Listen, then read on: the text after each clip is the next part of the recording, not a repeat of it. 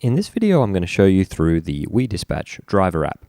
So I'm here on the login page with a fresh install. I'm using the email that I received, my notification that I've been added to a team, and the password that I've been given. There's a forgot your password link just in case you didn't get told what your password is. The first time that you sign in, you're going to see this screen, and you'll need to allow location so that the app can track where you are and find out which jobs are appropriate for you. Click Always Allow so that even when your phone is asleep or when you've got the app in the background, your location will still be tracked by the system. And then click Allow Push Notifications so that when a job is offered to you, you find out about it. Once you've done that, you can click the Take Me to the App button. You'll then land on the app's homepage. And just having a look around the screen, you can see that at the top here, you've got a map that shows your current location and the locations of the tasks on the jobs that have been assigned to you. The orange task is the first task on the job, and the blue icon with a checkered flag on it is the subsequent tasks. Down the bottom, you can see I've got one job assigned to me here, but you would also get a list of jobs that would then be able to be scrolled through down the bottom. In the top right-hand corner, we've got the inbox, which is where you'll receive your job offers. I've got none at the moment. And in the top left-hand side, we've got a menu. So here you're going to be able to set yourself available or unavailable for jobs and edit your profile. So you'll need to do this at least once to make sure that your phone number is in here correctly with an internationally valid format.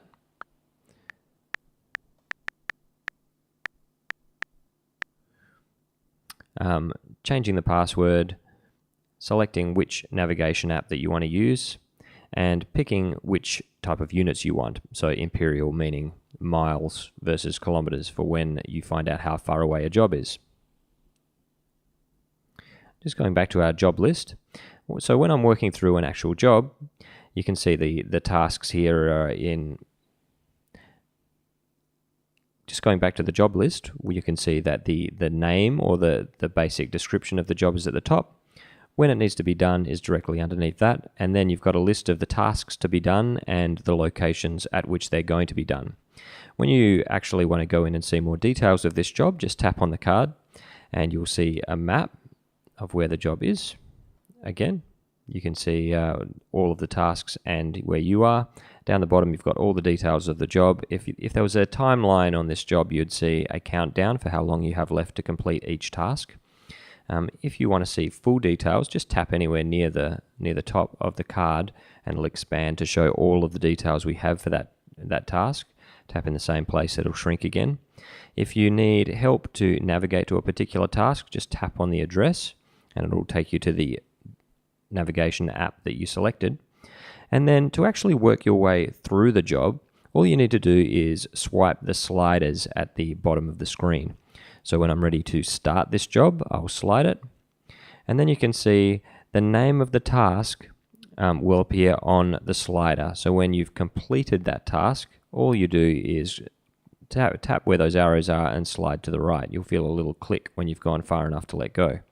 And you can see that's getting crossed out in the task list, and then the slider will change to the description of the next task.